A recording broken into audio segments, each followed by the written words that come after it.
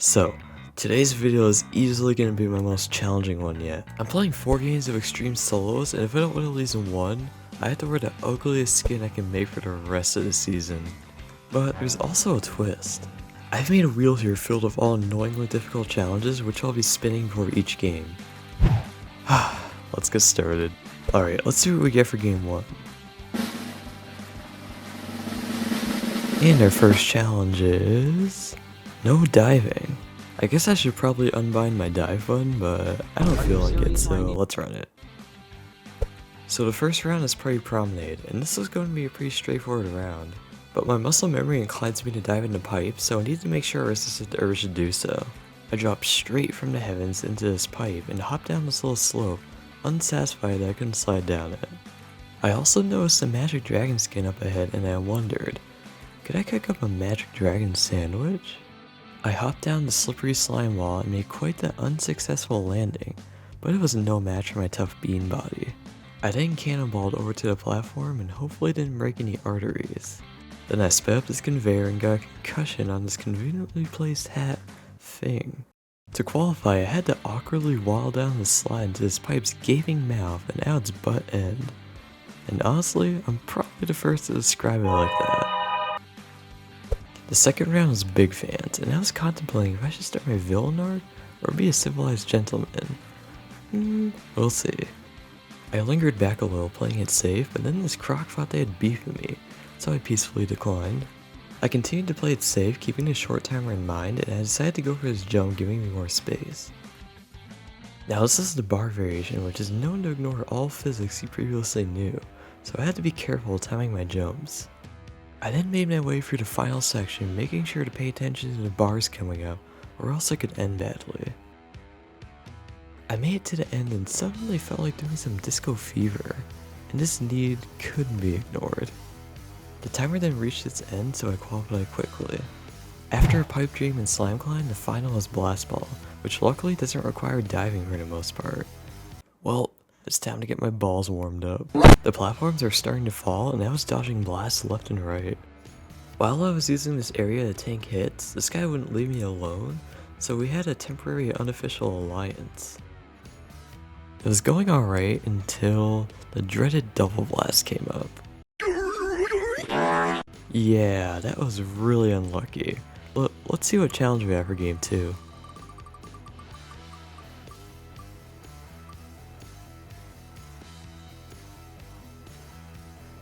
Okay, we cannot touch the color pink. To start off game 2, we got Big Fans, which has a few fans of pink borders, as well as what is the main for it, the bars. I reached the pink fan, so I carefully maneuvered around with the green sections. This is where I found the first bar. If I didn't time to jump right, I'd take a blunder right into the void and pink defeat. But luckily, I crossed it successfully. But this wasn't the last danger of this map, as the final fan is pink and has a bar, so I had to be super cautious. I waited for the bar to be in the right spot and took this fan to the middle green section, allowing me to avoid jumping over the bar. I managed to pass the first round, and surprisingly only 8 people qualified, meaning it was a second round final. We got hexagons to final, which honestly kinda sucked, but at least I had no ping, so it was just a straight shot to win. I saw a great opportunity to strike here and it worked, but this wouldn't be enough tiles to stay high up. I dropped down early to cut this guy off and got some extra tiles. But then the weirdest glitch happened. Bro, what? Damn, I didn't know MT's vaulting hexagon tiles now. Yeah, that was really weird. But back to the final. I saw someone delete the blue layer, so I knew the yellow layer was gonna be key here.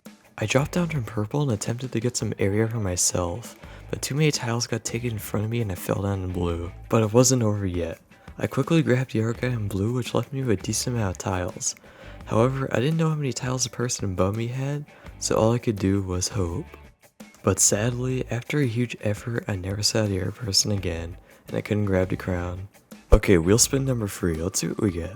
Touch the color of my skin. Now this is gonna be an interesting one. So I'm going to make a random skin, and whatever the dominant color it is, I had to touch it in each round. So let's see which color we get. I'm gonna say the dominant color here is red. Let's see how this goes. It started off with Skyline Stumble, which is a map that contains no red on it. To qualify, I'd need to grab someone with red on her skin. So I made it my goal to reach the end early so I could wait for potential people with red on them. First, I had to make it through here, which had more people than a Walmart on Black Friday. But I made it through the rush and continued onward. Next up were the narrow bridges with shooting stars, and I had to be careful not to get launched into space. Faster than Horizon players can defend half the community. I barely avoided the star and made it through safely, continuing through the futuristic landscape. Everyone tried going middle, so I opened the left side and blocked them off, with a couple others making it through. I went down the slide, but someone forgot to put a wet floor sign out. I took the pinball flipper up and waited, hoping for any sort of red I could grab. Hopefully not scaring people off uncomfortably by touching them. But I then noticed this person had a red headband low enough for me to grab from behind, so I counted that and moved on to round 2. The next round was Tundra, which is golden since there's red punching gloves and bullards on this map. I made my way through the giant wave balls, and then sailed through the punching gloves, making it to the red checkpoint and the icy curve. Then I took this flipper into round 3. I got the final Kraken Slam, which is perfect since there's an entire red section here, but this was extreme so there was gonna be some grabbers. And of course I directly witnessed an assassination. I proceeded to just chill, playing it safe, but this guy spawned in to tell me about my car's extended warranty and chased me to the ends of the earth, so I had to sumo battle them. One eternity later. So much later that the old narrator got tired of waiting and they had to hire a new one.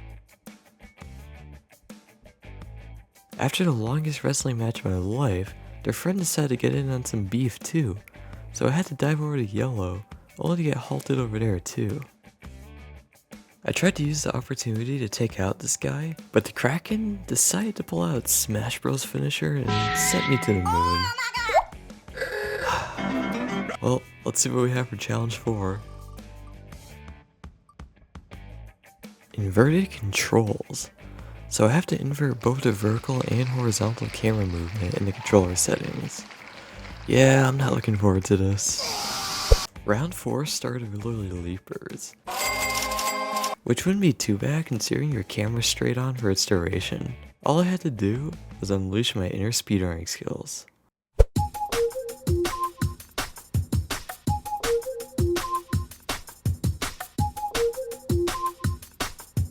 After my 17-second PB, it was off to round 2. The following rounds ended up being pretty boring, so let me skip to the final for you. Once again, the final is Kraken Slam. I didn't really mind since it's a pretty chill final for the most part. The inverted camera was quite disorientating, but due to the low movement of Kraken, I had some time to get more used to it. But then this guy appeared out of the blue and grabbed me for no reason, which I found quite rude. So I busted out a move that I haven't used since the ring in the 1990s to teach him a lesson. After some time, I realized the guy from last game was in my match again, but it didn't matter as the Kraken gave him a good old smacking. Eventually, all 4 areas started to sink, and with 3 people left, I knew what I had to do. It was time to unlock Ultra Instinct. What the dog doing? That's got to be the best part I've ever seen. So it would seem.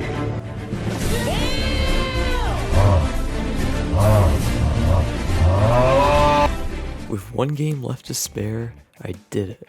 I completed the challenge once and for all. Anyways, that was the Extreme Wheel Challenge. I put a little bit of a goofy twist into editing this time around, so I do hope this video was to your enjoyment. Also, now that Season 4 is dropped, I'll be making some content on the new creative mode, as well as tips for the new maps, so stick around for that. Alright, I'll catch you later.